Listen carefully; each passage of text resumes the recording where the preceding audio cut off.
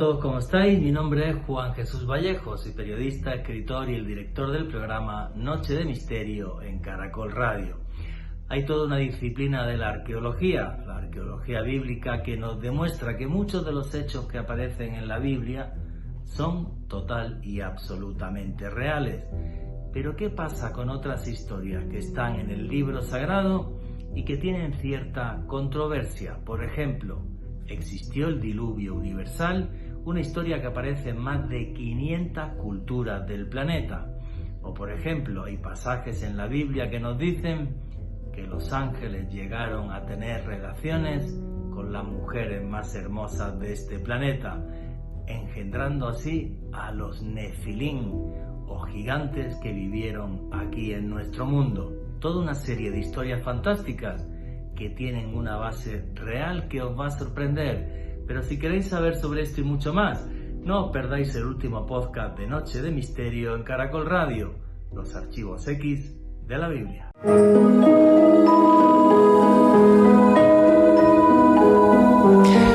Es el libro más vendido, más traducido y más leído de toda la historia de la humanidad. Y valga la redundancia, cuenta la historia de la humanidad no solo desde que el hombre está sobre la faz de la tierra, sino incluso antes, en un tiempo en el que tenemos que hablar de Dios y de los ángeles. Desde el Génesis, donde se cuenta nuestra creación, hasta un fin de la humanidad, casi un fin, que fue el diluvio. Más tarde, la aparición de ángeles, de seres celestiales, e incluso en el Nuevo Testamento, la venida del mismísimo Hijo de Dios, de Jesucristo, para terminar con el fin de los tiempos, el Apocalipsis. La Biblia es un libro fascinante que no solamente nos cuenta la historia de la humanidad y que ha creado una disciplina dentro de la arqueología, que es la arqueología bíblica, porque eso es lo complicado, lo difícil y lo fascinante de la Biblia, que la arqueología nos ha demostrado que una parte es total y absolutamente real, y hay otras partes donde la duda, la incertidumbre, el enigma y el misterio aparece. Porque, por ejemplo, la Biblia nos narra la aparición de los Nefilín, la aparición de gigantes en un momento en el que seres celestiales o seres demoníacos, no lo tengo claro, se aparearon con las mujeres más hermosas de la tierra. Así nos lo cuenta el Génesis.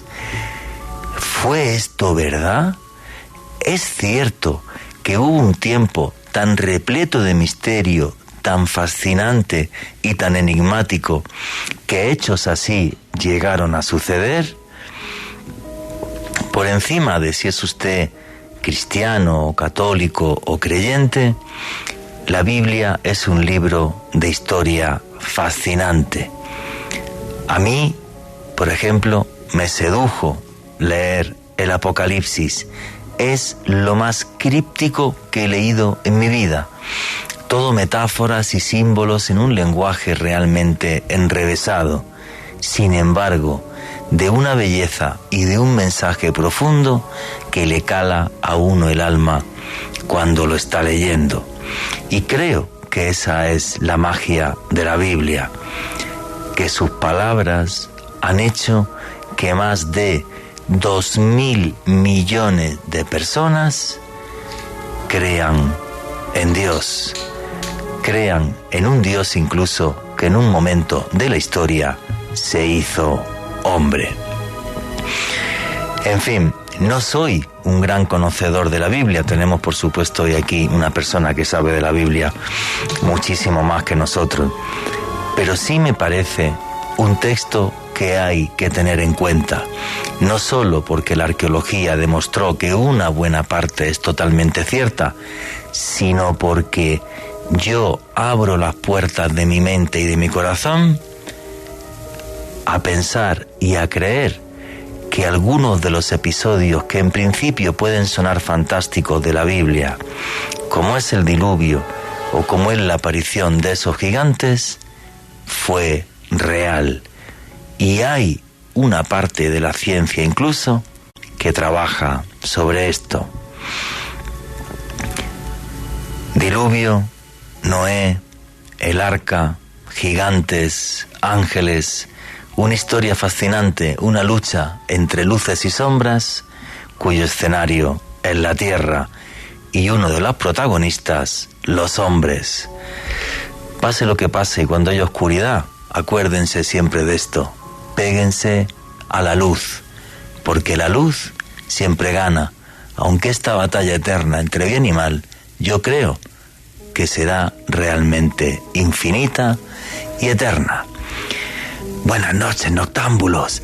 Mi nombre es Juan Jesús Vallejo. Los que queráis seguirme en redes sociales, mi Twitter es @JuanGVallejo, Juan J. E. Vallejo. En Instagram y en Facebook, Juan Jesús Vallejo. Y esto es otro programa de Noche de Misterio. Y aquí lo que hacemos es periodismo de misterio. Nosotros os ponemos los hechos encima de la mesa y vosotros decidís qué hay detrás y qué no. Y aquí somos una gran familia, la familia del misterio, y por eso ya tenemos un numeral en Twitter para que pongáis vuestros comentarios y opiniones, y ese numeral es Biblia Caracol. Repito, el numeral es Biblia Caracol. Sabéis que hago viajes de autor, toda la información de mis viajes la tenéis en la página web www.viajesjuanjesusvallejo.com. En marzo del año que viene y en junio iré a Turquía. Dentro de poquitas semanas vais a tener toda la información de esos viajes. Repito, www.viajesjuanjesusvallejo.com, y también acordaros que hay un canal de YouTube que se llama Oculto tras la sombra. Ahí tenéis podcast y vídeos todas las semanas. Y arrancamos ya sin más dilación. Alejandro Bernal, amigo, compañero, ¿cómo estás? Muy bien, Juanje, un saludo para ti, también para nuestro invitado de excepción de este programa, el Monseñor Andrés Tirado, y un abrazo enorme para todas las personas que en este momento sintonizan la señal de Caracol Radio. Hoy que estamos de aniversario, Juanje, 75 años de Caracol Radio, la primera cadena radial de Colombia. Muchas gracias a ustedes por permitirnos acompañarlos en sus casas, en sus dispositivos, las personas que disfrutan de este contenido a través del podcast. Para nosotros es un honor llegar con nuestro trabajo y acompañarlos siempre, y desde luego que ustedes hagan parte de esta gran familia de Caracol Radio. Y hoy, Juanje, hablando de una temática que siempre me ha llamado mucho la atención, los archivos X de la Biblia, el libro sagrado más importante en Occidente, un libro que tiene, digamos, un lenguaje a veces muy metafórico, muy cifrado, y que nos encierra muchos enigmas muy interesantes que vamos a analizar en este espacio. Y una cosa, bueno, lo primero es muchas gracias al Grupo Prisa por tenernos aquí en este 75 aniversario de Caracol, y tremendamente felices de que esta radio pues sea una radio que le abre un espacio al periodismo de misterio aquí en Colombia, y un saludo a todos los oyentes que nos oyen no solamente en Colombia, sino a los millones de personas que nos oyen en Estados Unidos, México, Argentina, Perú, Ecuador, Chile, a todos los hermanos latinoamericanos y a los españoles también. Seguiremos trabajando y seguiremos trayendo mucho periodismo de misterio aquí a Caracol Radio. Es nuestro compromiso en estas 2 horas que tenemos sábados y domingos de 10 a 12 de la noche aquí en Caracol Radio. Efectivamente, a mí la Biblia es un libro que me fascina, que no es que me haya leído, solamente me he leído el Apocalipsis, es que me encantó. Sí. El Apocalipsis es una cosa tan loca que a mí me encantó, porque es como un gran enigma cifrado, ¿no? Pero lo que me fascina de la Biblia es que la arqueología bíblica ha demostrado que la Biblia nos está hablando de hechos reales y que sucedieron. Ya no solamente la vida de Jesús, sí, sino, por ejemplo, si te vas al Génesis o te vas al Antiguo Testamento, el Éxodo, por ejemplo, el cómo llegan los judíos hasta Israel, todo esto está documentado. Yo estuve viendo los muros de Jericó este año, por ejemplo. Todo esto es real. Entonces, si eso es real, es también real el diluvio, que aparece en más de 500 culturas del mundo. Ojito. ¿Es real también, por ejemplo, esta especie de unión de esos ángeles o esos seres que llegaron como si fueran extraterrestres y nacieron gigantes, como se habla? Porque se dan datos muy concretos. Por ejemplo, en la ciudad de Canaán, cuando llegan los israelíes, que están los hijos de Anak, que eran todos gigantes, los anaquitas. Entonces, ¿esto fue real? Pero bueno, el que sabe muchísimo de esto, muchísimo más que nosotros, y es nuestro invitado, es el padre Monseñor Andrés Tirado. Feliz, padre, de tenerlo aquí en el estudio de Caracol por primera vez, aunque he visto a usted ya en Caracol, la habíamos entrevistado, pero tremendamente feliz de que estoy aquí en directo en el estudio de Caracol Radio. Muchas gracias, padre, por acompañarnos. Muchas gracias, Juan, muchas gracias, Alejo, muchas gracias a Caracol en una fecha tan importante, en este aniversario, 75 añitos. Sí, señor. No se cumplen todos los días. Sí. Entonces, imagínense, aquí estamos, y que bueno, hace rato no venía por acá, sí, pero bien. Muchas gracias, Juan Jesús. Es fascinante. Yo creo que los enigmas que a la gente le vuela el pensamiento, la mente, las ideas, es cómo comprender la Sagrada Escritura. Sí, claro. Porque es muy complejo. Si usted se mete, como la locura que usted hizo de meterse en el Apocalipsis. Sí, me encantó.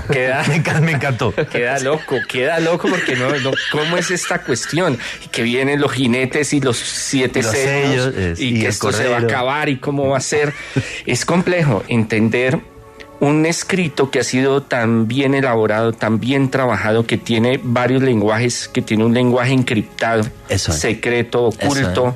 Es muy complejo de entender, pero es fascinante. Y cada vez que uno empieza a profundizar, le empieza a gustar más porque encuentra más y más detalles, me imagino. Cuando usted, que se habrá leído la Biblia varias veces, me imagino que cada vez que la lee encontrará detalles que a lo mejor en otras lecturas nunca vio o nunca se fijó. Interpretaciones también, porque es que a veces creemos que la teología cristiana católica es una, y la judía es una, y la islámica es una, pero es un prisma de cualquier cantidad de concepciones diferentes. Entonces, cuando nosotros estudiamos la teología y la Sagrada Escritura desde una línea, bien, hay divergencias, pero se mantiene. Pero cuando usted se abre a otras interpretaciones, ya la cosa cambia. Y dice, bueno, ¿cómo es esta cuestión? ¿Será que es? ¿Será que no es? Es esta la interpretación, pero es que esta otra también es válida. Sí, claro. Ahí sí se vuelve un mar de ideas. Pero, por ejemplo, ustedes cuando están en el seminario y esto, padre, cuando les hablan, por ejemplo, de un tema que ha investigado la ciencia, y ahora podemos dar además diferentes versiones de la ciencia, como es el diluvio, a ustedes, otros sacerdotes, le dicen, ¿esto fue real o puede ser como una especie de metáfora de que hubo una especie de fin de la humanidad y nos lo contaron así en el Génesis? ¿Cómo es esa teología que les explican cuando les hablan, por ejemplo, del tema del diluvio? Así nos vamos metiendo en el tema del diluvio. Hay que comprender algo, es que el Primer Testamento, Segundo Testamento, o Antiguo Testamento, Nuevo, como lo quieran llamar, o primer pacto, segundo pacto, eso tiene diferentes formas de verlo, ya viene con una exégesis, una hermenéutica, una interpretación de muchos 2.000, 3.000, 4.000 años hacia atrás. Entonces, cuando usted recibe esa síntesis, usted tiene que empezar a estudiar y a desmenuzar qué es lo que están está viendo, exacto, qué es lo que le están trayendo. Entonces usted empieza con diferentes modelos teológicos donde le van explicando la tradición a través por lo menos de estos 2.000 años. ¿Por qué? Porque tenemos la influencia del cristianismo y catolicismo.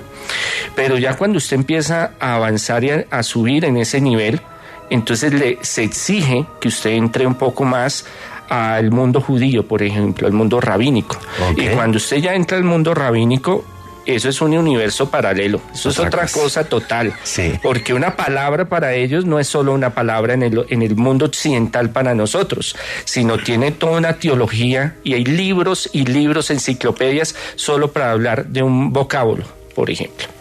Y asimismo las diferentes interpretaciones, por ejemplo, de el diluvio, de Egipto, y lo que es el éxodo.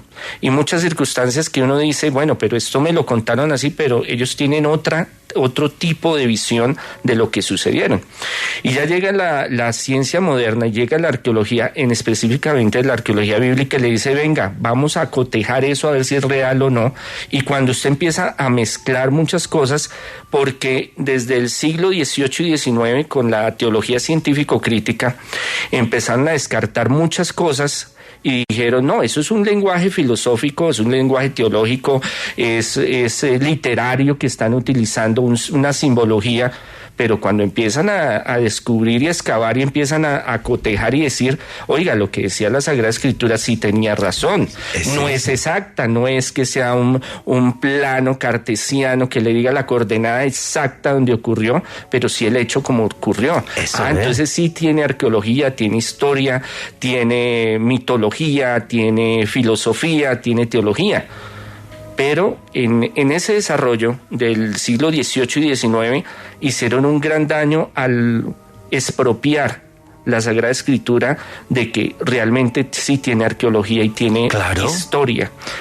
Claro, yo hice con usted además un programa de arqueología bíblica que lo entrevisté una vez para una Semana Santa, un especial en Semana Santa aquí en Caracol Radio en Noche de Misterio. Por ejemplo, si empezamos a meternos en el tema del diluvio, aquí hay una cosa que es muy curiosa, porque el diluvio ya se cuenta en las tablillas sumerias, que en vez de hablarnos de Noé, se nos habla de Ziusudra o Usnapichin, ¿vale? Diferentes nombres en acadio o en sumerio que aparecen en el poema de Gilgamesh de cómo llega un gran diluvio y un señor, que en el Antiguo Testamento es Noé, construye un arca.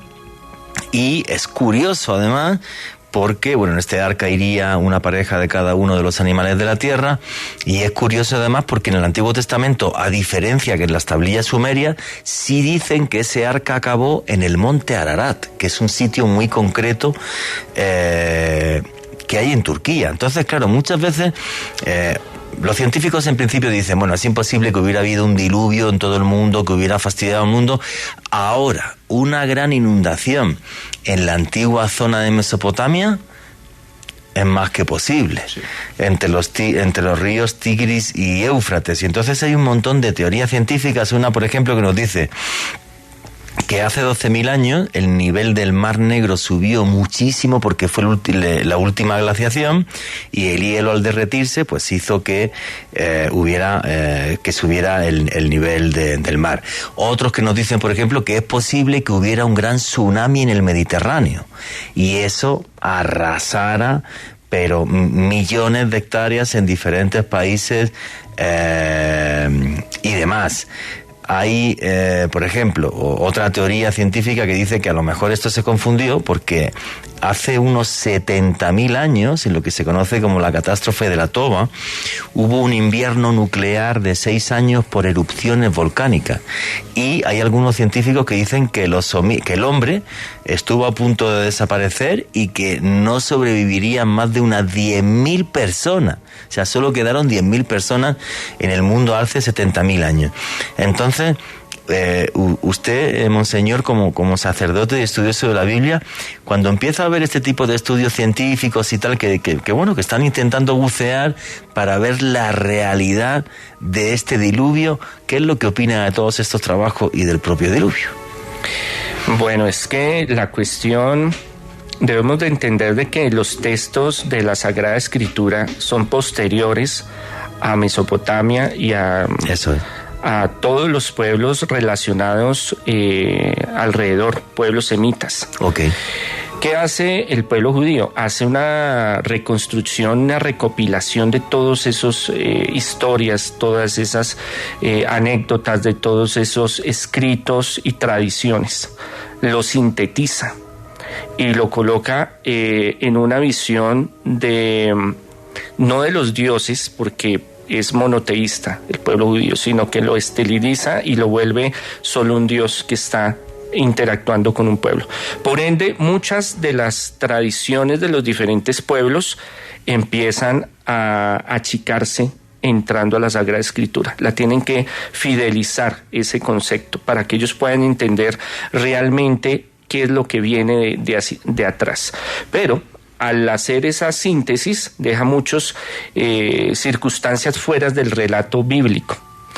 Para los que escriben el relato bíblico sienten que es más que suficiente para dar la explicación de lo que está sucediendo. Una vez hablamos algo con Juan, que es el núcleo común. Es algo de una fuente que beben presumerios antes de todas las civilizaciones y que después se empieza a regar. Esa es la tradición. Es, por ejemplo, Juan, que su abuelo, por ejemplo, es un ejemplo, estuvo en la guerra, en la Revolución Española, por ejemplo. Uh-huh. Y él vivió su experiencia, vino y le contó a su familia: a mí me pasó esto y esto. Vamos a escribir una historia de lo que sucedió. Pero ¿cómo la cuentan? Como es la vivencia de esta persona y de esta familia. Eso hace el pueblo de Israel. El pueblo de Israel tiene unión con muchos otros pueblos alrededor, pero tienen que escribir su historia, una historia del encuentro con un Dios verdadero para ellos, que les está mostrando el camino. Pero ¿cómo concilian relatos que vienen de diferentes tribus y diferentes pueblos que son también de mi abuelo, de mi bisabuelo y mi tatarabuelo? Entonces tienen que sentarse y decir, bueno, nosotros tenemos que sintetizar ese relato. Exacto. Pero eso no quiere decir que pierda fuerza la tradición. Entonces cambiémosle los nombres, cambiémosle los lugares, cambiémosle la época, pero el sentido profundo de lo que trae esa tradición es la misma. Claro, y lo importante aquí es que esto fue algo tan importante, como estaba comentando usted, que pasó de generación en generación y de pueblo a pueblo y de cultura a cultura. Y aquí esto es lo que me hace pensar, leche, ¿no será que es verdad que pasó? Efectivamente, no tuvo por qué ser en todo el mundo y tal, sino que en aquella época, si la gran mayoría de los seres humanos estaban viviendo en Oriente Medio, y en Oriente Medio hubo unas grandísimas inundaciones, pues eso quedó en el recuerdo como el famoso diluvio. Y es más, incluso el hecho de que Dios se comunicara con el que entendía que era una buena persona, un buen alma, y le dijo, oye, que esto se va a poner feo, construye un arca y sálvate. Claro, ¿y por qué no pudo pasar así? Esa es mi gran pregunta. Juan G., al respecto hay un experto que se ha comunicado recientemente en medios de comunicación avalando desde el punto de vista de la ciencia la posibilidad de un diluvio que hubiese podido durar durante más de una década.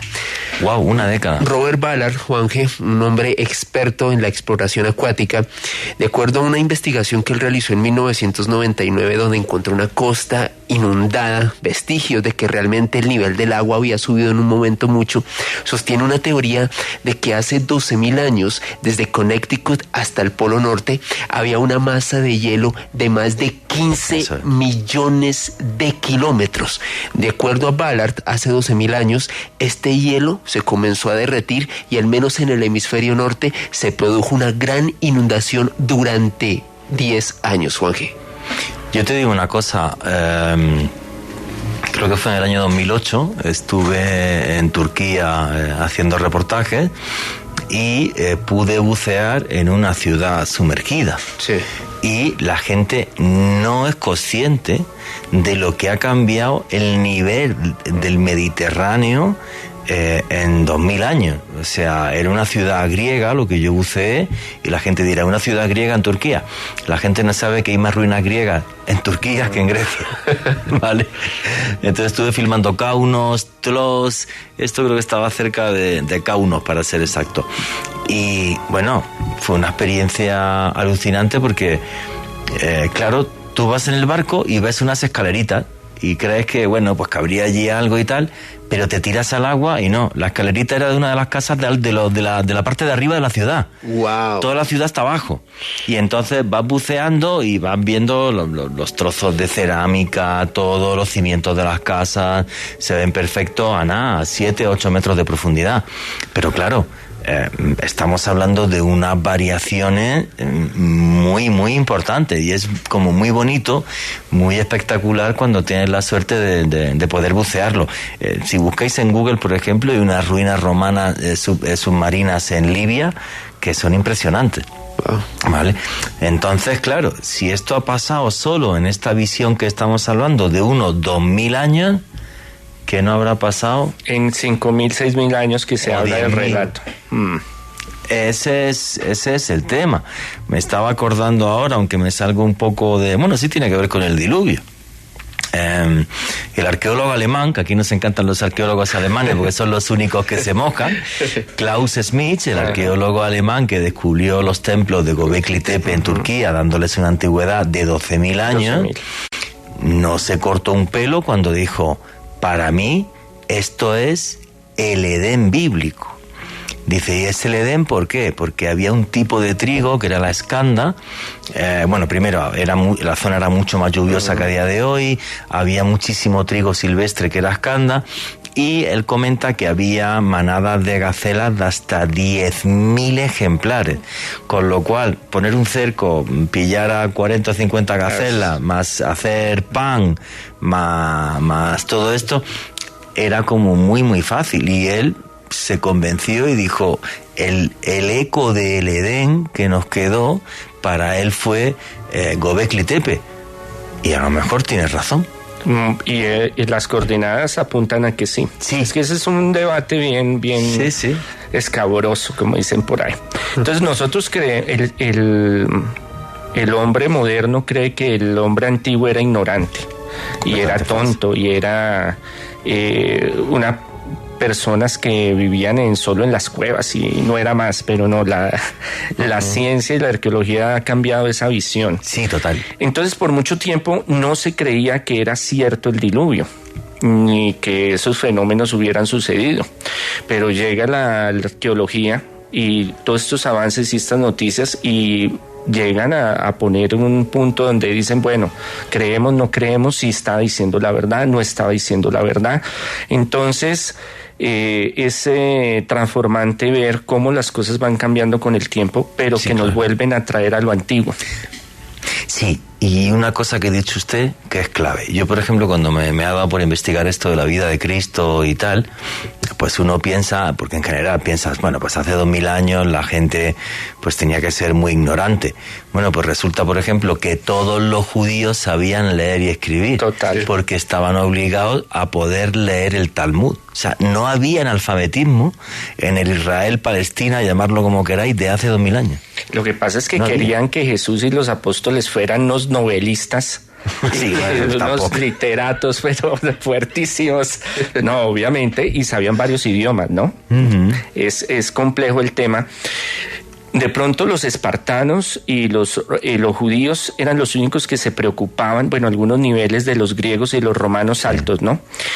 En enseñarle a sus niños. A leer. Entonces, 4, 5 años, 7 años a la sinagoga. Sí. Y la sinagoga no era solo el lugar, voy a orar y voy solo a que me den consejos y hablar de la palabra de Dios. No, era un sitio donde hacían negocios, donde hacía aprendizaje, donde había tecnología, donde se hablaba de todas las tradiciones antiguas, de ley, de política, de economía. Entonces, tanto niños y niñas, eso tenían los judíos. Sí. Flavio Josefo lo relata muy bien, uh-huh. Porque a veces creemos, no, es que como eran pescadores los que seguían a Jesús antes, que eran los ignorantes y analfabetas. Entonces hay que mirar que las cosas a veces, como por lo del desarrollo tan paupérrimo de la Edad Media, hizo mucho daño en la visión antigua. Sí. Hizo un agujero negro que hasta ahora empezamos como a descubrir muchas cosas de la antigüedad que decimos, oiga, eso no era así. Y era mucho más complejo y mucho más hermoso de lo que nos imaginamos. Sí, efectivamente, o sea, en el antiguo Israel-Palestina, absolutamente el 100% de la población sabía leer y escribir. No había analfabetos. Y igual, por ejemplo, me parece curioso, ¿no? Cuando hago el Camino de Santiago y le comento a la gente, oye, las catedrales, que tú las ves, en la Edad Media no era esto. En la Edad Media, en las catedrales, se hacía mercado dentro y tal, la misa se hacía en el coro, claro, y era un sitio con vida.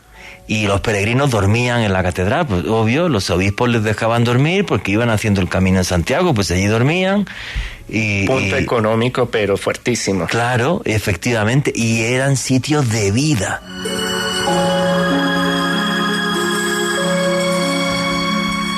Y aquí seguimos en Noche de Misterio, vuestras preguntas y comentarios a través del numeral Biblia Caracol, un libro que nos habla desde el comienzo de los tiempos, antes de que el hombre pusiera sus pies sobre la faz de la tierra, hasta el fin de la humanidad y de nuestros días, repleto de infinidad de misterios, como os comentaba antes, de hechos que ha demostrado después la arqueología bíblica. Y nos quedan otros, por ejemplo, como es el diluvio, que todavía están envueltos en un océano de enigmas. Y no solo eso, porque si hay una cosa en la Biblia que a mí me deja loco, es la parte esta del Antiguo Testamento donde dice: y llegaron los ángeles y se aparearon con las mujeres más bellas. Voy a buscar exactamente el párrafo para leerlo ahora. Y esto es una cosa que me deja loco. Y yo le comenté a Alejandro Bernal que se preparase, además, como esto, obvio, ahora obvio nos dirá el padre su opinión, que es mucho más docta que la nuestra, pero a mí esto me recuerda un poco a lo de los extraterrestres y vidas tal. Claro. Y hay un montón de episodios extraterrestres en la Biblia. Exacto, Jorge. Coméntanos, Alejandro. Jorge, yo creo que uno de los más famosos y que se ha hecho muy mentado en las últimas décadas tiene que ver con el profeta Ezequiel. Y es que se comenta que hacia el año 613 antes de Cristo, Ezequiel se encontraba cautivo en Babilonia junto a otros 3,000 habitantes de Judea. Y de acuerdo a las propias palabras de este profeta, de repente divisó una especie de tormenta que se estaba divisando en el horizonte. Un viento muy fuerte comenzó a agitar las ropas de Ezequiel y detrás de esa nube observó algo centellante, algo realmente impresionante. A medida que esta nube se fue acercando, él percibió un estruendo muy grande, mayor, realmente contundente, y apreció a un vehículo que tenía 4 enormes ruedas guiadas por 4 querubines. El profeta Ezequiel, cuando observó eso, quedó realmente sorprendido. De acuerdo a algunos exegetas, estas 4 ruedas y estos 4 arcángeles pudieron haber sido otra cosa, un lenguaje metafórico, pero desde entonces, Juanje, esta extraña nube que en cierto modo arrebató a Ezequiel siempre ha fascinado a los expertos y a las personas que avalan la existencia del fenómeno ovni dentro de la Biblia. Y ahí está un libro que se llama Ezequiel estuvo en una nave extraterrestre. Exactamente. Que fue un bestseller súper vendido en los 80. Padre, como teólogo, cuando le cuentan una historia como la de Ezequiel, ¿con qué ojos lo ve usted o cómo lo entiende? Bueno, yo tengo una mente muy abierta a todos estos fenómenos, ¿no? Sí, claro. Y es más, en el judaísmo antiguo también tenían estas discusiones, porque no era que solo entendemos la Sagrada Escritura con un objetivo, una interpretación y ya, sino que entre ellos se discutía. Y a día de hoy todavía. Y a día de hoy, sí. Y son peleas pero fuertísimas, eso se alzan la voz. Los que hayan ido sí. Los que hayan pasado por Jerusalén, al Muro de las Lamentaciones, algunos, ahí hay una cava donde estudian, y muchas veces usted pasa y están gritando y peleando el uno el otro, y entonces le dicen, no, tranquilo, eso es normal. Sí, están hablando, pero están que se dan, pero eso está tranquilo. Justo a la izquierda del muro, donde está la entrada del túnel de los salmoneos, ahí sí, lo ves discutiendo y todo, pero sí. Normal. Es que el judaísmo entiende que se puede discutir de cualquier aspecto del Talmud y de tal, sin límite. O sea, sí, sin problema, como está diciendo el padre. Entonces, desde el Génesis, que nos habla de los hijos de los hombres que vinieron a copular, porque ese es el término, sí, claro, con las mujeres más hermosas. Ahí libros apócrifos o que no entraron en el canon o no fueron aceptados en el Antiguo Testamento. Hablamos mucho de los apócrifos del Nuevo Testamento, pero en el Antiguo Testamento también los hay. No sabía que había apócrifos del Antiguo. Y son muy importantes. Por ejemplo, no sabía, el Apocalipsis de Abraham, que él habla de estas cosas. Enoc 1, 2 y 3. O sea, las 3 versiones que tienen mucho que ver con lo de los néfilis y lo que se narra en el Génesis. Okay. Entonces, para entender lo que en la Sagrada Escritura aparece, la Biblia, que nosotros conocemos sobre esta interrupción de estos ángeles caídos, tenemos que también estudiar esos libros apócrifos, porque es que ahí sí se habla mucho más claro de cómo eran las cosas. Oiga, pero usted ha dicho una cosa... Ángeles caídos. ¿Entendemos que estos que se relacionaron con las mujeres serían demonios? Que ahí viene la interpretación teológica. Ya, ahora se puso bueno, sí, tarde. Señor. Muy bien, hizo la tarea. Claro que sí. Entre ellos, hablando desde la teología rabínica, unos discutían de que fue un desarrollo después del exilio en Babilonia, donde el pueblo judío se contaminó de los persas, pero también de la cultura grecorromana o helenística. Okay. Entonces, como para colocar un equilibrio, desarrollaron los textos de Enoc, que son de ese periodo prácticamente, como para mostrar una mitología, pero más hacia la parte hebraica, judía. Okay. Pero hay otros que dicen que no, que la cuestión viene de más atrás. Y como lo que hablábamos hace un momento, el pueblo judío sintetiza esas tradiciones.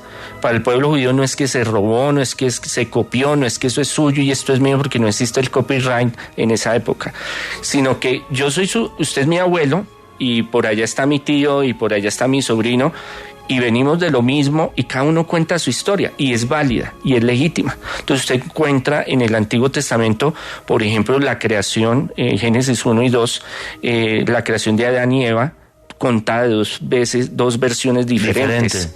Y así usted va a encontrar en el Génesis y en el Antiguo Testamento diferentes textos que uno dice, pero ¿por qué metieron esto si esto no combina? No tiene nada que ver ahí.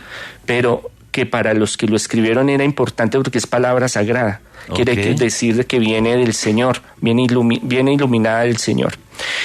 Para poder comprender las diferentes teorías y las diferentes interpretaciones, tenemos que conocer esos libros apócrifos, porque ahí sí habla claramente sobre el papel de Enoc y el papel de los vigilantes, si los queremos llamar así, o de los ángeles caídos, y también ellos tienen su interpretación. Ya cuando pasa el cristianismo, tiene otra interpretación diferente, porque ya se convierte un poco más, los vemos con una visión más de demonios, de ángeles que cayeron, que desobedecieron, caído, ¿eso es? Exacto, y por ende se hicieron reos de ese castigo. Pero hay muchos que dicen, no, realmente no creemos de que haya habido esa opción, es una metáfora, como Alejandro lo mencionó hace un rato, que la mayoría de los académicos que lo dicen, pero hay grupos, tanto en la línea judía, cristiana, católica, donde hay divergencias, y donde dicen, no, pero es que mire que estos textos apócrifos, comparados con los textos canónicos, la Sagrada Escritura, con textos antiguos de otros pueblos, nos dicen que la cosa no fue así, que la cosa se manejó de otra forma y que es posible de que otros seres hayan venido acá. Entonces, en la Sagrada Escritura no encontramos nada de extraterrestres. No. Ahí se lo digo yo. Esos son interpretaciones. Eso es. Pero las interpretaciones antiguas de los rabinos, ellos mismos se peleaban. Y unos sí creían que venían de otros seres, mundo, de otras esferas, porque cuando se crea el Génesis hay una gran bóveda de aguas que se separa. Y ahí es donde ya hay algo antes. Entonces nosotros creemos que es que el Génesis habla de toda la creación del universo y no habla desde el universo de nosotros. Entonces ellos lo ven como otras esferas, otras dimensiones donde pudieron haber pasado o llegado de otras dimensiones o otras galaxias o otros mundos, porque para la visión judía el mundo no solo, la creación de Dios no es solo es la tierra, sino es más profunda. Claro, es que lo que ha dicho usted creo que es clave para entender esto. Pueden venir de otras dimensiones, otras galaxias, otro mundo, porque ahora la ciencia nos habla de un multiverso, no de un universo. Esa es la clave. Es que quiero leer el párrafo para que veáis lo complejo que es esto. Dice lo siguiente la Biblia: aconteció que cuando comenzaron los hombres a multiplicarse sobre la faz de la tierra y les nacieron hijas, que viendo los hijos de Dios que las hijas de los hombres eran hermosas, tomaron para sí mujeres escogiendo entre todas. Y dijo Jehová: no contenderá mi espíritu con el hombre para siempre, porque ciertamente él es carne, mas serán sus días 120 años. Había gigantes en la tierra en aquellos días, y también después que se llegaron los hijos de Dios a las hijas de los hombres, y les engendraron hijos. Estos fueron los valientes que desde la antigüedad fueron varones de renombre. Eso es, claro, es un texto. El problema es que ahí no dice por qué se da. Eso es muy difícil de interpretar. No, pero es que la parte donde está es en los apócrifos. Okay. Ahí sí. Okay. Y eso lo conocen los rabinos. Porque ellos sí estudian los apócrifos, no porque no sean importantes, sino son materia de consulta.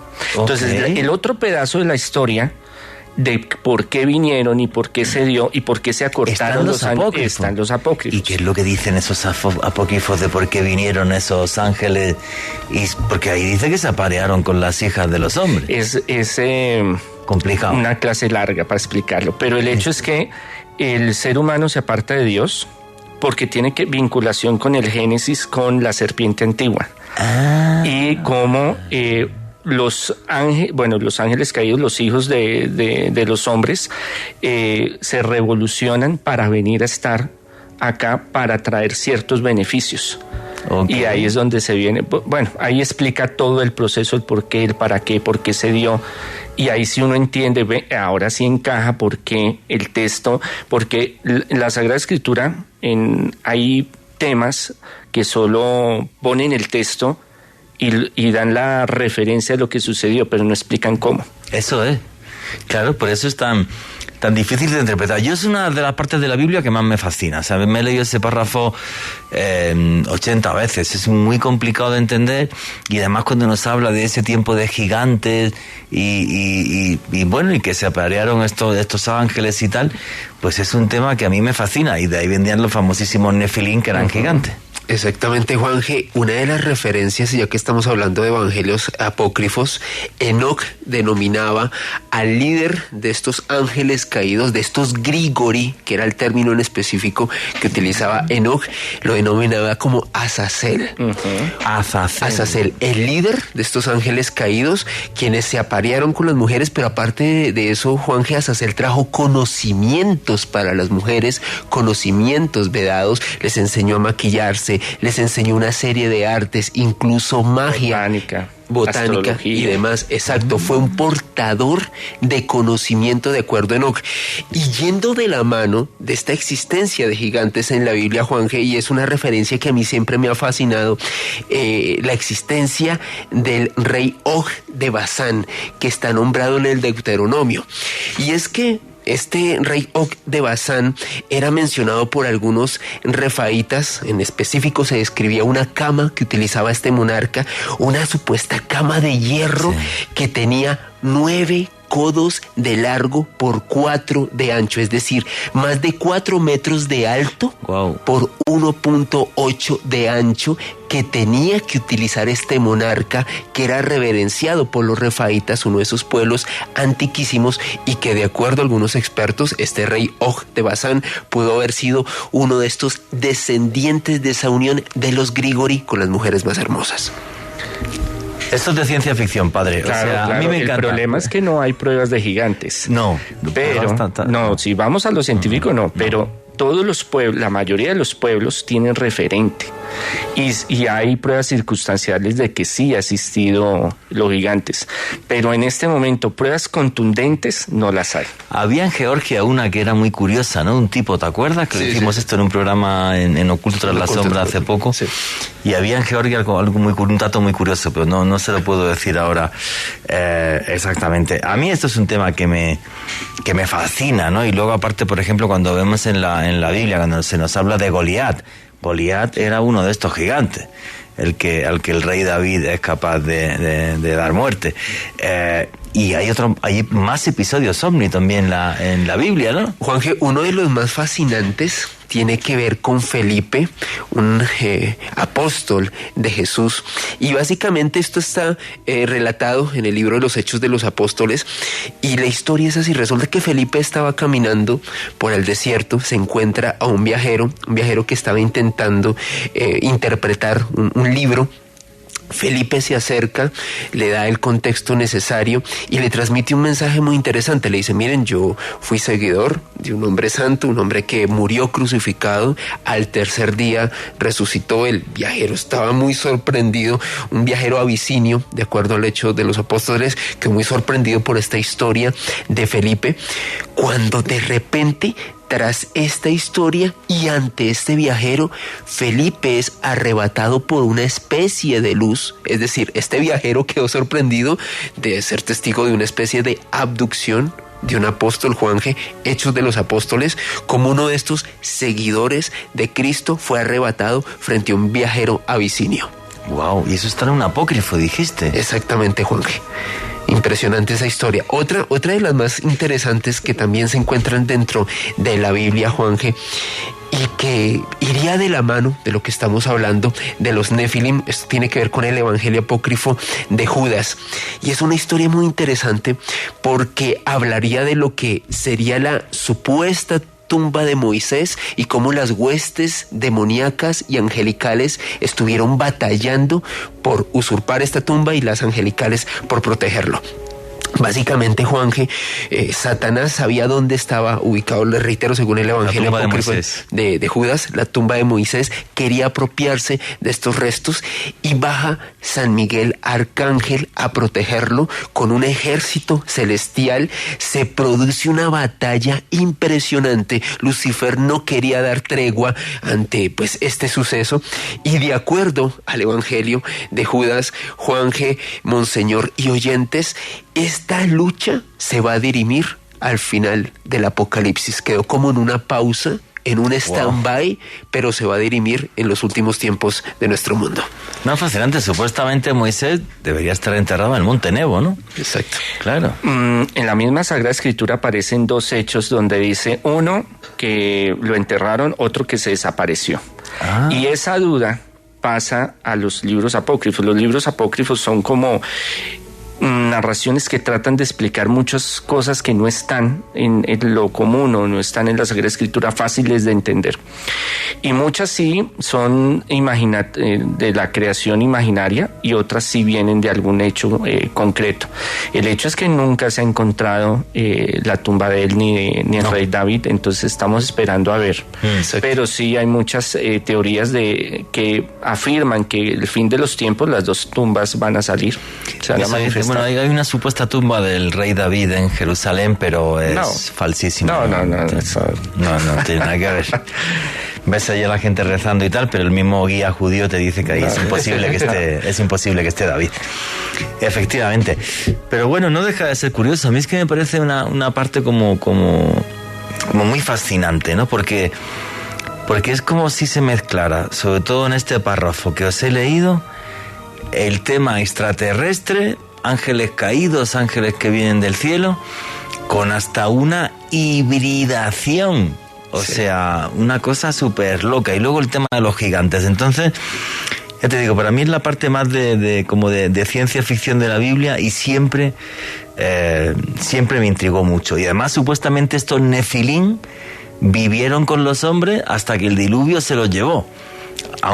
Fue por el diluvio, o sea, el diluvio fue porque el ser humano se había apartado de Dios, pero también para sacar a los gigantes, a los Nephilim, saquemos a esos de ahí, borrémoslos, porque esa vaina no nos sirve. Un reseteo. Es un reseteo, un control a suprimir, sí.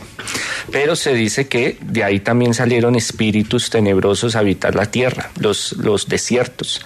Es que eso tiene los libros apócrifos son bien interesantes en ese sentido. Ah, efectivamente. O sea, bueno, es que yo sí creo que realmente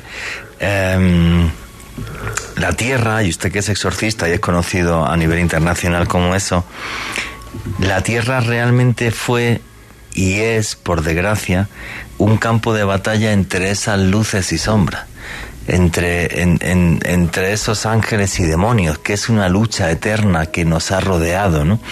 Entonces, cuando leo párrafos así como el que he hecho de la Biblia, digo, ¿y si estos ángeles y estos demonios no fueran realmente de este mundo? O sea, fueran extraterrestres en el sentido de que no son de acá, pero operan sobre nuestra historia y operan sobre las personas del mundo. Y usted que es exorcista, pues ¿qué le voy a contar?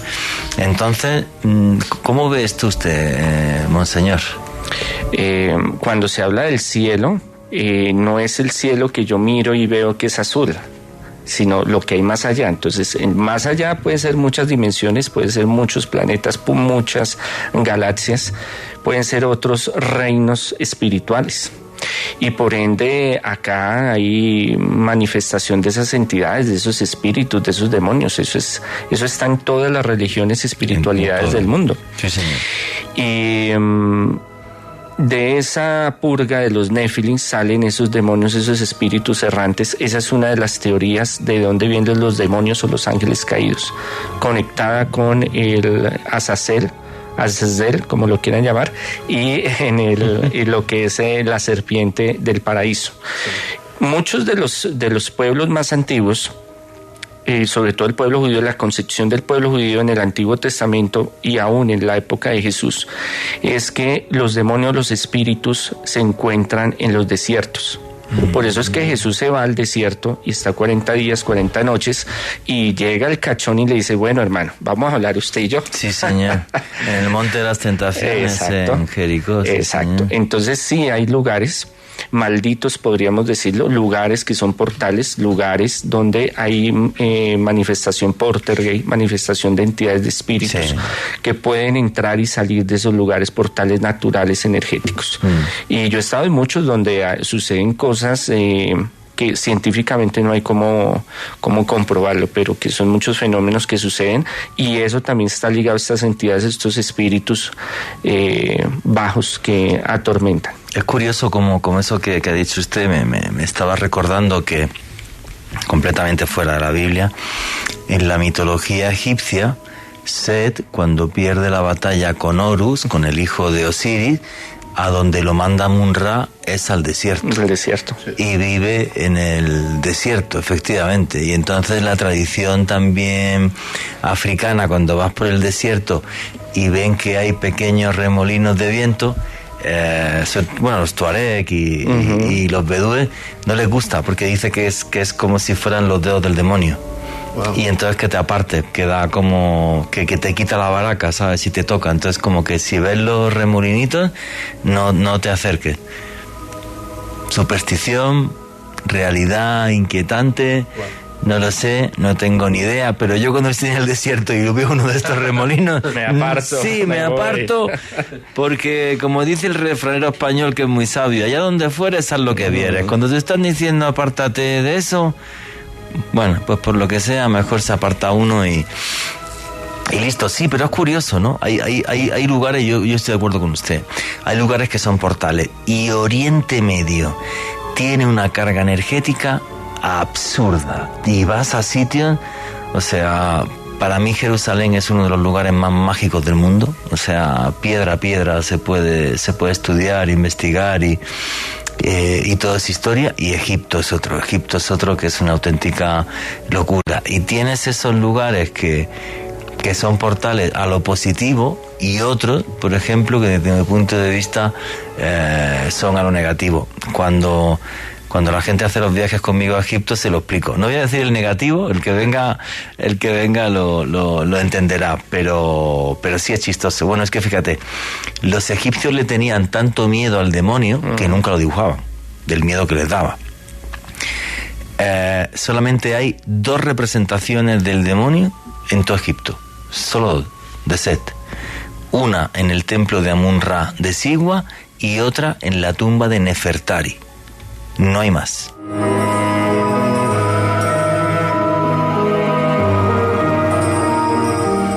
Y aquí seguimos en Noche de Misterio. Vuestras preguntas y comentarios a través del numeral Biblia Caracol. Os estábamos hablando de hechos fascinantes que recoge la Biblia. A mí uno de los que más me impacta, la historia de los Nefilín, cuando se habla de que ángeles caídos se aparearon con las mujeres más hermosas. En un tiempo de leyenda, en un tiempo en el que hombres y dioses vivieron juntos, un tiempo que aparece también en diferentes culturas, porque los egipcios nos hablaban del Zep-Tepi, ese tiempo en el que hombres y dioses vivieron juntos. Cuando uno coteja todos estos datos y te das cuenta que coinciden, pues obvio es cuando uno realmente se enfrenta al misterio, al enigma y a una realidad inquietante que es muy posible que existiera. Y hay más episodios ovnis en la Biblia que nos va a relatar Alejandro Bernal. Y hay uno muy interesante, Juanje, en Josué, en el capítulo 10, que de acuerdo a los expertos se conoce como el sol volador de Yahvé. Un portento impresionante que protagonizó este Josué bíblico. Resulta, Juanje, que el 30 de octubre del año 1207 a.C. se estaban enfrentando los israelitas contra 5 ejércitos amorreos. Una batalla muy cruenta, los israelitas estaban en desventaja. Josué se apresura a llegar al lugar donde estaba ocurriendo esta confrontación. Y de acuerdo a este texto de la Sagrada Escritura, Josué le ordena al sol que se detenga en ese momento.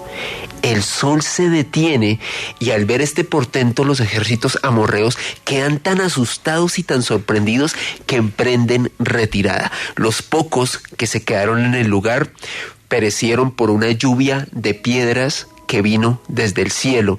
Y desde entonces los expertos han realmente estado sorprendidos por cómo este sol pudo haberse detenido y hacer que ese día fuese uno de los más largos, de acuerdo a las Sagradas Escrituras. Wow. ¿Era realmente el sol o era algún extraño objeto de gran tamaño que se posó frente a Josué y las tropas de los amorreos? Los científicos quienes han estudiado este pasaje bíblico, Juanje, afirman que exactamente hacia el año 1200 a.C., Marte se acercó inusualmente a la Tierra y que quizás las tropas pudieron haberlo confundido precisamente con este sol detenido. Sin embargo, es para mí uno de los episodios más enigmáticos. Sí, claro, para mí es un tema extrañísimo. Y luego, padre, es una cosa que es una constante en las apariciones marianas, la famosa Danza del Sol. Danza del Sol, efectivamente, que fue lo que sucedió en Fátima y que gente también dice que ha pasado en Medjugorje. Y en muchos lugares. Sí, ¿no? Muchos lugares. Lo que pasa es que hay escépticos que dicen que puede haber un momento de histeria o algún fenómeno natural que esté sucediendo. Uh-huh. Pero cuando la Sagrada Escritura habla de fenómenos naturales es la presencia de Dios con su pueblo. Y por eso los otros pueblos, al ver la figura del sol, por ejemplo, moverse, tienen una implicación muy grande de temor y de miedo, y sobre todo de destrucción, porque el fuego, bueno, el sol, el fuego, la luz, puede ser también para vida, pero también para destrucción. Sí, claro. Entonces, los fenómenos marianos, el transgredir las leyes de la física, de que pueda el sol moverse, no se ha comprobado como tal, pero sí las experiencias y lo que ha vivido la gente. Estamos hablando que en Fátima fueron 70,000 personas, sí, que vieron este fenómeno y gente de alto nivel, científicos. Entonces es muy complicado el poder asociar un fenómeno que como estaba hablando ahorita Alejandro, de Marte y en fin, fenómenos que se pueden desarrollar, a lo que realmente sucedió como un hecho que pasó hace 2.000, 3.000, 5.000, 6.000, 7.000 años. El hecho es que algo sucedió. Sí, claro. Saber qué, ese es el gran misterio. Ah, sí. Y es muy curioso todo ese tipo de historias que nos aparece en la Biblia, de esas extrañas luces que acompañan a personajes que tienen que ver con las Sagradas Escrituras. Efectivamente, el tema de Fátima. Fátima es la aparición mariana más importante del siglo XX porque 70.000 personas vieron bailar el sol o 70.000 personas vieron moverse una luz de una forma anómala. Por eso hay gente que dice que fue un ovni, un objeto volante no identificado, porque estaba nublado. Ese día estaba nublado y además había estado lloviendo. Sí, es complejo. Es muy complejo y muy difícil. ¿Te queda algún tema más? Listo. Ahí estaban todos los archivos X que nos estaba narrando Alejandro, que tienen que ver con el fenómeno ovni. Bueno, nos estamos metiendo ya en los últimos 20 minutos de programa y yo hay un tema que me fascina. Para mí, uno de los grandes expedientes X de la Biblia, pero hemos estado hablando del Antiguo Testamento y ahora vamos al Nuevo Testamento. Es muy curioso que en el Nuevo Testamento no haya una descripción literal de cómo era Jesucristo. ¿Cuál era el aspecto de Jesús? Tenemos un Jesús icónico en los cuadros, que es un señor con el pelo largo, con barba. Si nos vamos a la historia, esto no tendría sentido, porque incluso el apóstol Pablo, en la epístola a los Corintios, dice que es una deshonra tener el pelo largo. Los romanos tenían el pelo corto, se dieron cuenta que era un tema higiénico, y los judíos hicieron lo propio y se cortaban el pelo. Sí es cierto que los filósofos y eruditos era normal que tuvieran barba.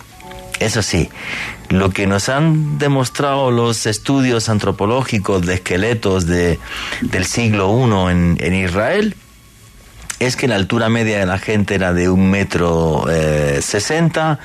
Normalmente no eran muy gordos, no había mucha comida, estaban en torno a 50 kilos y bueno, pues eran mediterráneos, eran como yo, que soy más peludo que parezco el oso yogi, ¿vale?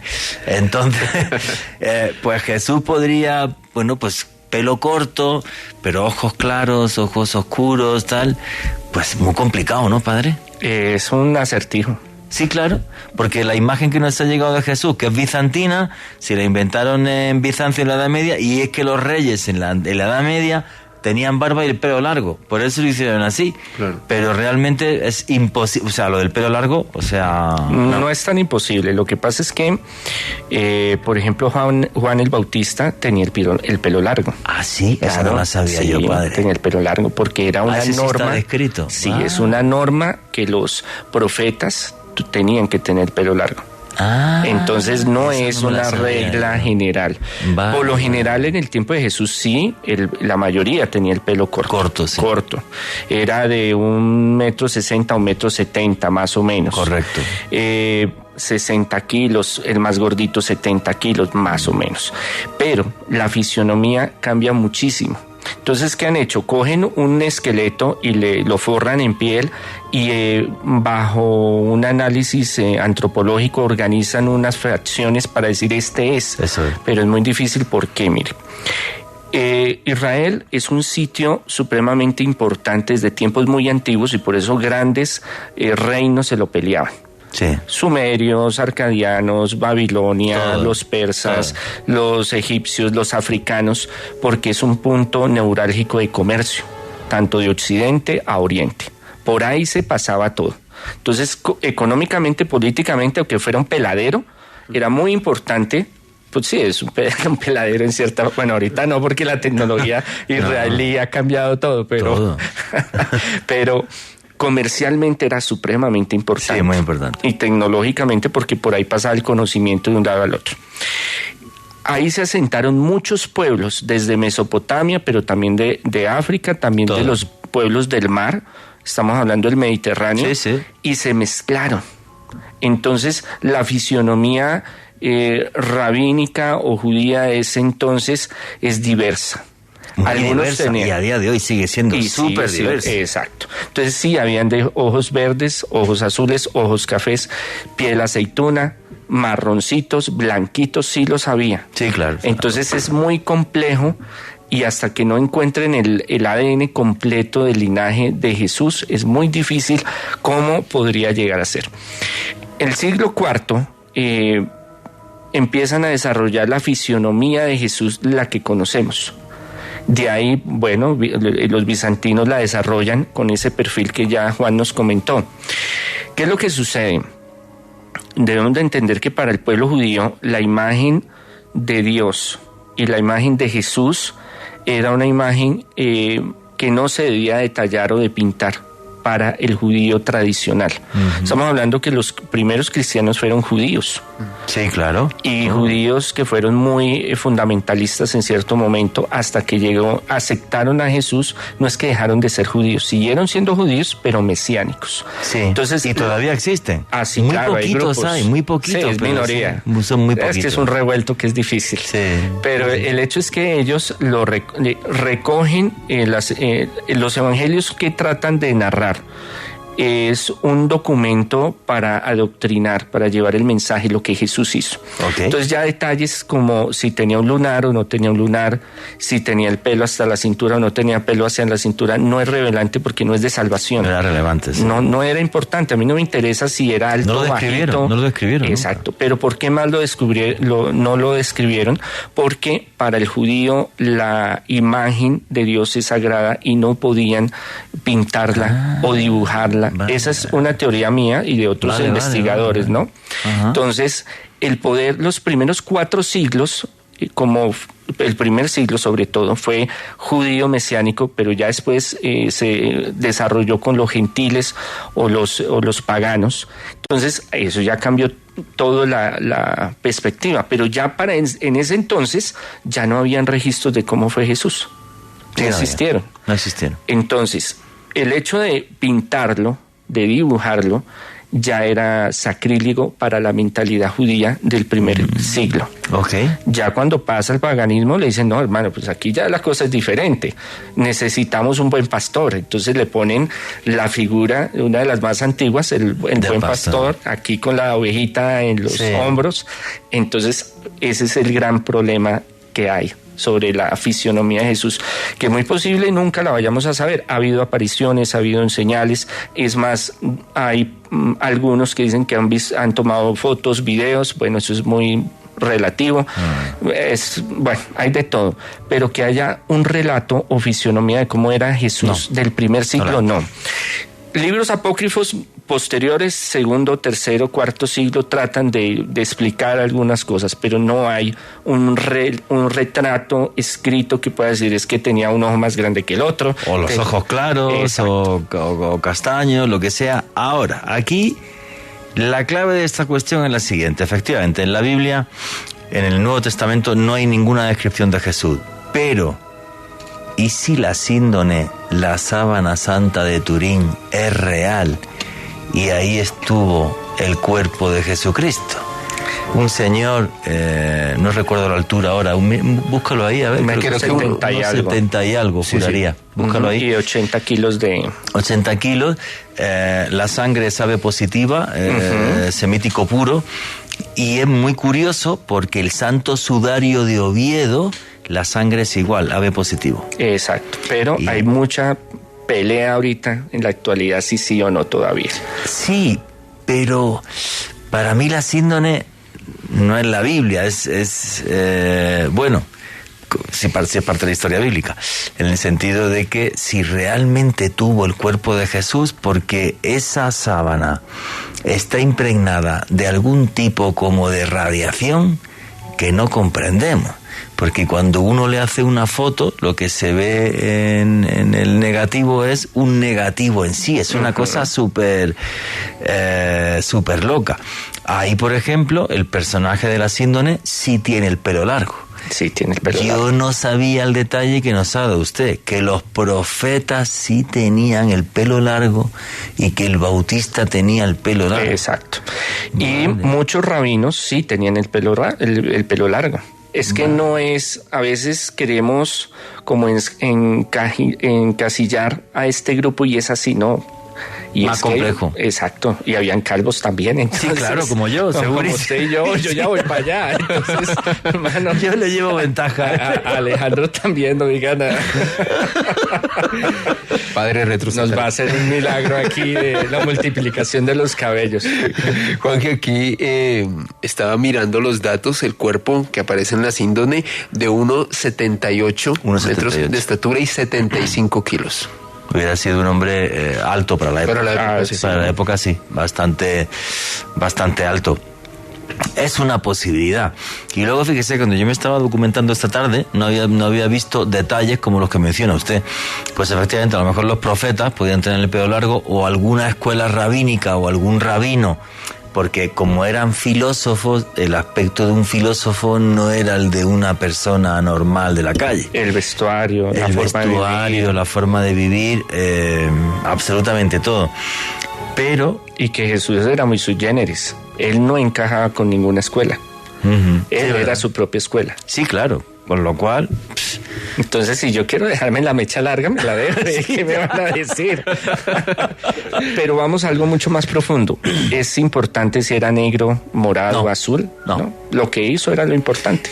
Hombre, lo importante es el mensaje. Un mensaje, madre mía, que transformó la historia de la humanidad y que siguen más de 2.000 millones de personas en la actualidad. Entonces, realmente... Bueno, pues es una historia fascinante. Lo que pasa es que, claro, no deja de ser curioso que no tengamos una descripción exacta de la persona más importante de la historia.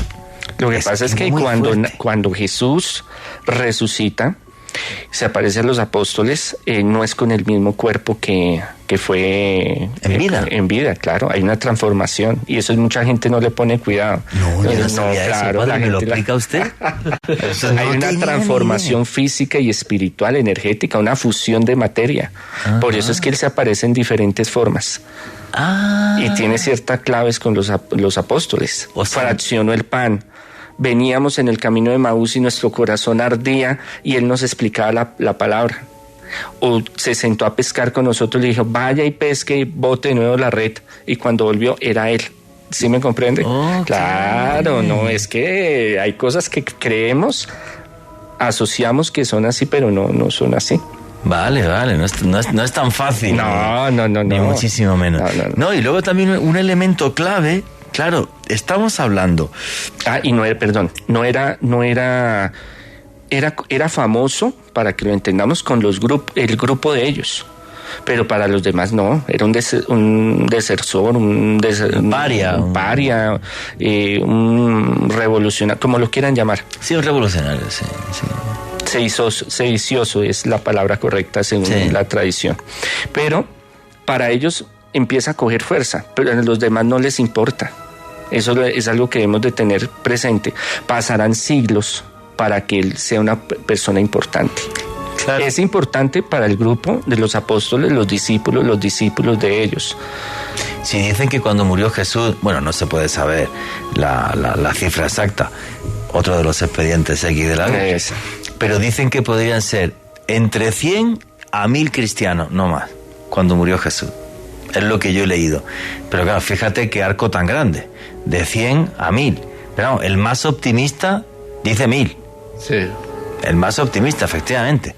Era un grupo pequeñito que veían, pues como unos alborotadores, como unos hippies ahí que hablan de paz y amor y tal, en una época donde la violencia era brutal. No, al principio hasta iban a las mismas sinagogas, compartían, pero cuando empezó a crecer, porque empezó a crecer como una plaga, dice Flavio Josefo, ese es el término. Ah, sí, una plaga. Sí, eso creció, pero exponencialmente, porque empezaron a misionar en diferentes lugares. Entonces los mismos judíos dijeron, ellos pensaron, ya se acabó el problema porque sacamos a Jesús del camino, ya esto se arregló.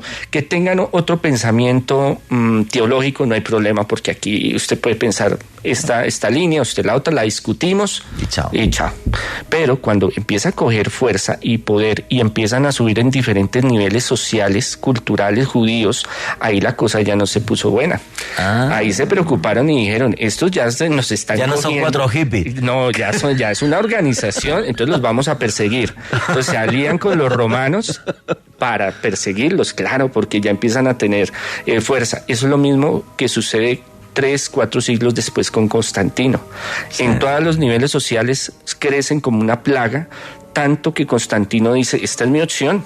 No, me bautizo. Sí, me bautizo que el imperio se me va. Claro, la mayoría en diferentes lugares de gente de poder, pues yo para tenerlos contentos, no, hagámosle esto porque este es el camino. Sí, no, él la tuvo claro. Y bueno, y fue el que institucionalizó los símbolos del cristianismo, exacto, la cruz y todo, fue Constantino, porque antes los símbolos del paleocristianismo eran, por ejemplo, el pelícano, eran el pez, pero no era la cruz. Los cristianos veían como un insulto a la cruz, pero a Jesucristo lo crucificaron. Lo utilizaban como una especie de códice a veces. ¿Ah, sí? Sí, para cuando se daban estos ciertas épocas de persecución, sí, Diocleciano y todo esto, utilizaban el persignarse para identificarse, o en la playa hacer el pescadito, sí. Vale. Exacto. Sí, eso me han dicho que en la playa, bueno, o que se veían y como antes el suelo siempre era de tierra, pues iban, todo el mundo llevaba bastón. Uno hacía un medio círculo la parte de arriba, y el otro y ya era un pececito. Exacto, y ya pececito. Estos son de la misma. Estos somos de la misma vaina. Entonces la cruz empezó, sí era como humillativo el símbolo de la cruz. Los primeros 3-4 siglos. Ya después cambia toda una teología para darle un poder grande al símbolo de la cruz, ¿no? Ok. Otra cosa también, por ejemplo, que creo que es importante a la hora de que vea la gente la complejidad que es entender la Biblia. Y es que los textos del Nuevo Testamento nos llegaron versiones todas en griego antiguo. Eso es, lo que los arqueólogos llaman el documento Q o los textos en arameo, nunca han aparecido. Con lo cual tenemos segundas o terceras copias. Entonces, la copia de las copias. Claro, eso es dificilísimo, padre. Entonces, ¿cómo? Pero si hay algo muy importante, los judíos es un pueblo muy particular. Tanto para el Antiguo Testamento como para el Nuevo Testamento, la tradición verbal es muy importante, memorizarla y escribirla. Los memoriones famosos. Y escribirla punto por punto. O sea, para el amanuense, el escritor del Antiguo Testamento, como lo de los del Nuevo Testamento, era fundamental. Copia literaria. Literaria. Entonces, las copias que se han encontrado, más de 3.600 escritos en pergaminos y papiros de los libros apócrifos y de los Nuevos Testamentos del primero, segundo, tercer siglo, con nuevos hallazgos arqueológicos, los han cotejado y se han dado cuenta que un 95-97% son exactos. Ok. Entonces, lo más seguro es que los primeros que fueran en arameo, porque los apóstoles hablaban arameo, o sea, lo normal. Pero no era el lenguaje más utilizado para comercializar y para moverse. Debemos de entender de que el cristianismo desde el principio lo vio claro, y sobre todo con San Pablo, que el objetivo del cristianismo no era el pueblo judío, sino expandirse. Exacto. Entonces la lengua que se utilizaba para escribir y para el lenguaje por dominio helenístico era el griego. El griego, sí. Y el griego koiné. ¿Qué pasa? Como volvemos a lo mismo, Jerusalén, Israel es un sitio de comercio, de pasada de occidente a oriente. Muchos conocían muchos idiomas y los trabajaban de esa forma. El hebreo como lengua oficial de los escritos, tenían que conocerlo. Arameo de ese tiempo como la lengua más, los dialectos, por ejemplo, el de Galilea era muy diferente al de Judea, por ejemplo.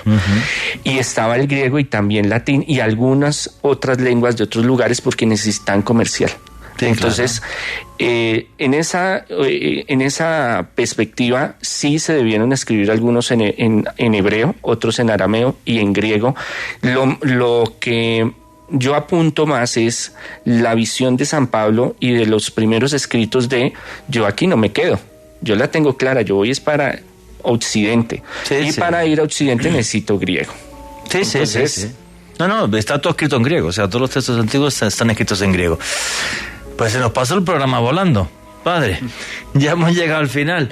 Así que bueno, Alejandro Bernal, tu conclusión y tu cierre, amigo. Juanje, un repaso maravilloso a través de los archivos X de la Biblia. Quiero invitar a los oyentes de Noche de Misterio, jueves 2 de noviembre, tertulia de misterio con Néstor Armando Alzate aquí en Bogotá. Toda la info en mis redes sociales. Si les gusta mi trabajo, los invito a que conozcan mi canal de YouTube, Mandragora Misterios, en esa plataforma, y me pueden seguir en redes sociales en Twitter, Instagram y TikTok en @alebernalpress con @S. Padre, su conclusión y su cierre. Bueno, es fascinante el mundo de la Sagrada Escritura. Sí, es una verdad. Eso es otro mundo. Están cordialmente invitados a que profundicen, no solo se dejen guiar de una versión o de un comentario, lo que vieron en un canal de televisión o entré a internet y vi tal cosa, no. Traten de buscar más a profundidad, porque hay cosas maravillosas que podemos conocer y entender que no son las que creemos que son. Hay muchas cosas que están debajo de todo ese conocimiento, que es mucho más misterioso, mucho más atrayente y que nos complica la vida o la vuelve más fascinante. Sí, yo creo que más fascinante. Oiga, padre, ¿cómo pueden seguirlo? Para la gente Así, Monseñor Andrés Tirado, Congregación Sacerdotal Internacional, en Google, San Google, en Facebook, Twitter, Instagram, TikTok, en todo, Twitter, bueno, lo que quieran, ahí me buscan. Sacachukis profesionales. Muchísimas gracias, padre Monseñor, por estar aquí e ilustrarnos sobre los textos sagrados. Mi opinión, que la Biblia es el libro más fascinante que jamás se ha escrito, porque nos narra nuestra historia de una forma en la que lo fantástico y lo misterioso se hace incluso cotidiano. Yo sí que creo que existió un diluvio, yo sí que creo que existieron esos gigantes, yo sí que creo que existieron y existen los ángeles y los demonios, y yo sí que creo que hay que vivir pegado a la luz, hoy que tengo un exorcista a mi mano derecha, porque las sombras siempre acechan. Creo que Dios siempre está con nosotros, creo que la luz siempre nos acompaña y que este mundo es fascinantemente mágico, porque lo imposible se puede hacer real. La Biblia nos lo demuestra. Nunca dejen de creer. Nunca dejen de mirar la luz y nunca olviden que vivimos en un mundo mágico porque está repleto de misterio.